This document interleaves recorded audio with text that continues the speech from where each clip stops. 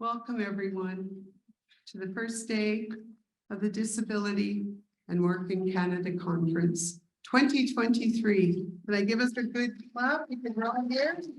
Got to get some energy in this room.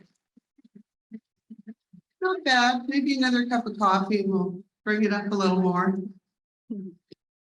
My name is Heather Walkus, and I am normally just a all-around generalist rabble-rouser in the disability rights movement, but I'm also the national chair of the Council of Canadians with Disabilities.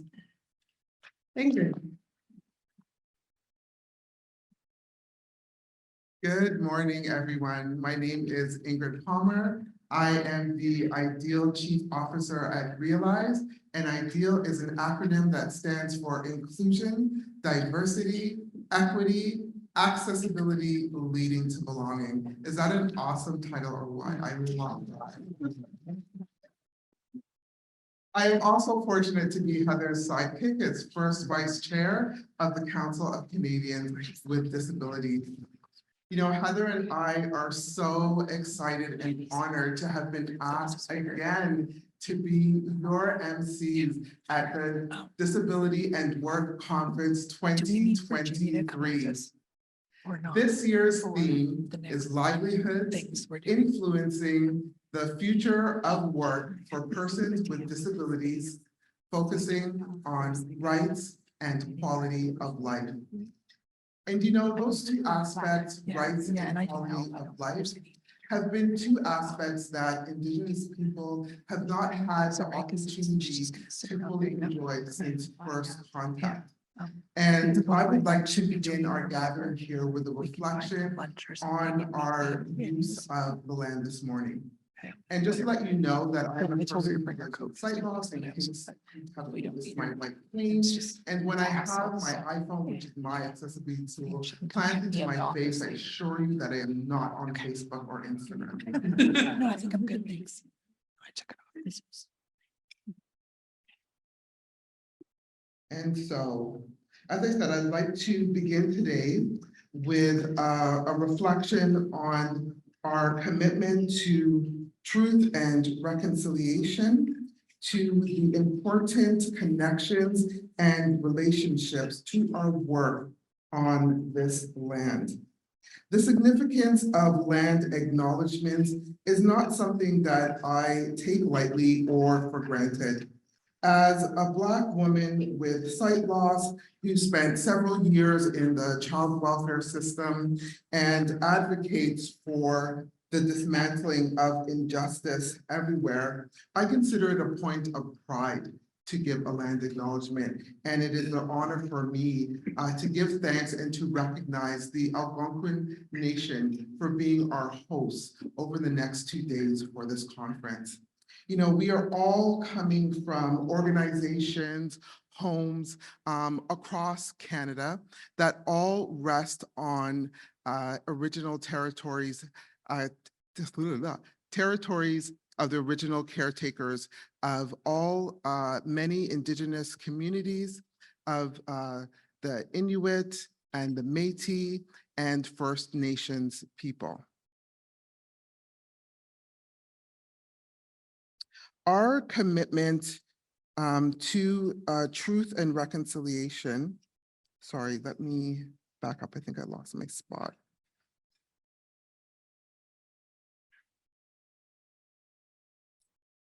I also want to recognize the historic and ongoing endurance and presence of all Indigenous nations. And I also want to acknowledge the continuation of violence across Turtle Nation. And in relation to our work on this land over the next 2 days, that violence I will contextualize as chronic unemployment, poverty, and devaluation of our community of persons with disabilities, of which the Indigenous population is disproportionately negatively impacted.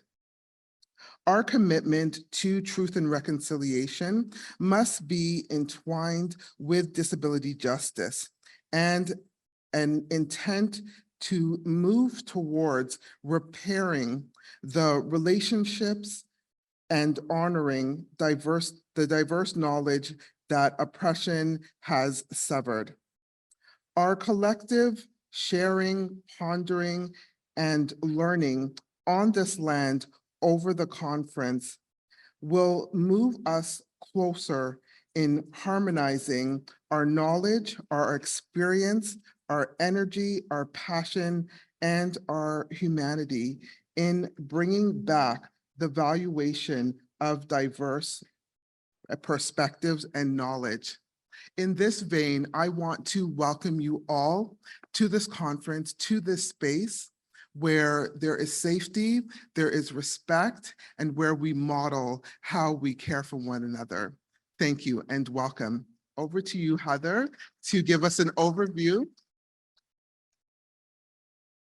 Thank you. I'm going to pass it back over to Heather now, who's going to give us an overview of the program over the next 2 days. I'd like to all of you that have arms and have hearts to hold your hands up with your palms up. We share our energy with each other coming from our hands. We also show each other we come with no weapons. We come with good of heart into this space and into the discussions that will take place. Thank you for doing that. We are now honor bound by that. And it gives us an opportunity to really delve into, it's going to take all of us to make the changes we need to make in our society. It's not just one person, it's all of us.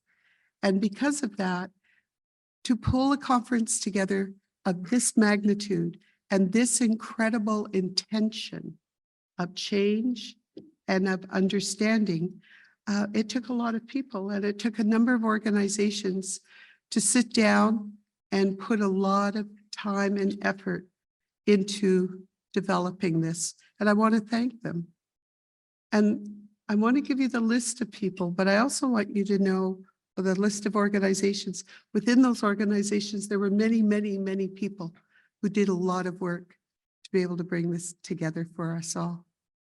First is the Council of Canadians on Rehabilitation and Work, CCRW, Center for Research on Work Disability Policy, which I love this acronym, CRWDP. That is one of the longest ones, even bigger than IDEAL, which is now the Inclusive Design for Employment Access, IDEA. The CNIB, the Canadian National Institute of the Blind, Inclusion Canada, Ontario Network of Injured Workers Group, Realize, and the Rick Hansen Foundation. Let's give them an applause.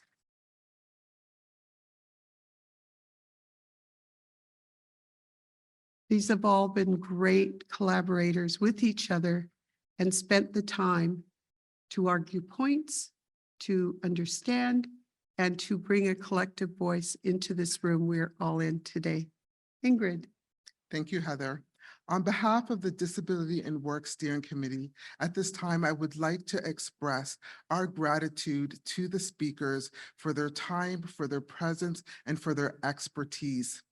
In lieu of honorariums, the conference has instead supported people with lived experience to attend the conference. And that's what I call putting disability justice into action. Let's give them a round of applause.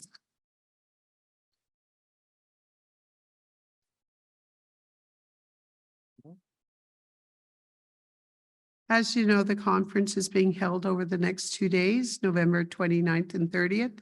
And just so you know, these are not just making me look like Joe Cool. These are an accessibility device for me. I'm listening to my screen reader on them. They are Bluetooth attached, and they also have a microphone and speakers, and allows me to also hear what's around me. So I also, because of my low vision, require to be able to know what's going around me. So yeah, I heard you cough, Stephanie Cadu. I'm there. I'm in this room. So I'm letting you know, I just don't look cool. I am cool.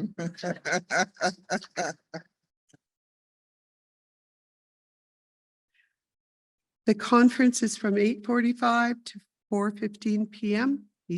Eastern Time. I come from BC. I feel it. It's Eastern Time. And a full breakfast is available from 8 a.m. on both days. This year, we're really happy to present the conference in person. Last year, Ingrid and I had the great honor of co-hosting. We were sitting in an amazing hotel room doing it over Zoom. And you can imagine, she looks at her information, I listen to my information. And come up and ask us later how we did it. It's quite fun. Has That's a a lot great to do with story. pillows and pieces of luggage and big screens and her daughter crawling on the floor so she wasn't seen on the Zoom, fixing the computer. It's a great story. We have a marquee conference for you today with inspiring and informative keynote speakers and panel discussions. The best thinkers are here today. The people who go deep, not just surface, not just say, oh, it'd be nice if there was a ramp there. No, these people are looking at advocacy-based solutions. They're looking at the real connectivity of how our society thinks and how we need to change. And it's a powerful group of voices that are going to be over the next 2 days. There's also an exhibitor booth in the foyer. And the conference will consist mostly of 3 sessions, some with pre-recorded sessions. Following our last session today, a reception will be held in room 22. Please head over to floor 22 and the festivities start at 4:30. And I've heard that Krista Carr has a wonderful thing waiting for us when we get up there. Apparently, she's going to give a one-woman play on what it's like to be the head of Inclusion Canada. But that's a rumor that I'm starting. We'll see if it actually happens. All the sessions will be recorded and they'll be available for, isn't that funny? They'll be recorded and available for viewing or listening for registrants of the conference. Ingrid. Thank you, Heather. You know, as an advocate, one of the things that I really enjoy the most about working in community is that the way that we model what we're asking for. And so when we talk about the ease and the necessity and the fact that we should be each other's keeper, I love that we look after each other, and we have some key components to this conference around well-being and care. And so the first thing that I want to let our attendees know is that we have a representative from Wembley. And Brenda, if you were here, if you could stand and wave. Brenda is wearing a white Wembley shirt, and she is a PSW and care attendant who is here to help anyone who needs it. Will there wellness breaks, anything from going to the washroom to enjoying the food and beverages here at the conference. Please take advantage of Brenda's services if you need it. I also want to let everyone know that we have a quiet room available across the hall from the main rooms, and it's known as the PEI room. And please also take advantage of that space when necessary. In addition, I'd like to let you know that we also have 2 counseling students from Carleton University, Kiara Alcock and Will Van Dien. Sorry if I messed up your last name. If you both could please stand and wave so that everyone can see who you are. And Will and Kiara are also identified with pink armbands, and they will be circulating during the sessions and are available for anyone's needs. Please know that this is a space where your needs will be met, and please do not hesitate to seek out what you need to enjoy the conference fully. Back over to you, Heather. Thank you, Ingrid. This year's conference is going to explore themes surrounding rights and quality of life. We will explore the person with disability experience of frontline workers and employers as they collaborate on the journey to employment. We will also receive many ideas, thoughts, and learnings on addressing barriers and removing them and not creating new ones. To the labor force for people living with sight loss and people with other disabilities, and be provided with tools that can enable change in the workplace for all of us. Go ahead, Ingrid. Thank you, Heather. At the conference, we'll also be exploring ways to support youth advancement.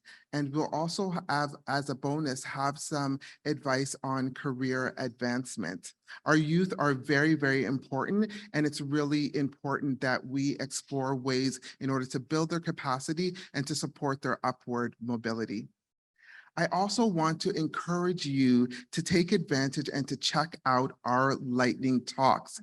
These are short segments that are designed to be informative, powerful, and to give really concrete advice on a variety of topics.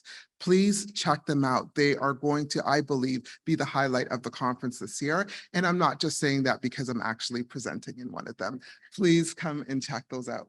Heather? Lightning talks. That's not something I'm thinking of Hey. you when it comes to fast, and it's more like a slow rolling thunder with you. So I think I'll come to your lightning talk and see how that wears on me. That's not something I'm used to. We're slow talkers. I don't like to be, caged in definitions. I've got to break out, surprise you every once in a while. So the slow rolling thunder becomes The lightning. lightning. All right. Well, it's a good thing you're an advocate then. This morning, we're going to have a keynote panel with Philip Ricala. He's the CEO of Accessible Standards Canada. I think if one person took on an amazing role to try to shift us from looking at the Accessible Canada Act and then developing standards for it, that someone I'm not sure in 10 years is going to want to talk about standards. Probably will need a beach in Tahiti, but I'm really glad you're here, Philip, because you've taken on an incredible task of change in this country's history, and I just personally would like to thank you for that. The other person who's taken on a lot of weight in the change we seek in this country is Stephanie Cadu, Chief Accessibility Officer for the Government of Canada, and someone who has a great deal of experience to come to bring to the table, and looking forward to what she has to say. But first, I guess that's the end of our morning here, our rolling thunder. I'd like to ask Krista Carr to come up and take our place. And I know it's going to be tough, but I'm sure you can do it, Krista. We'll be back tomorrow. We'll be back tomorrow. We'll get better jokes tomorrow. We'll have a little more coffee. So thank you. Thank you, everyone.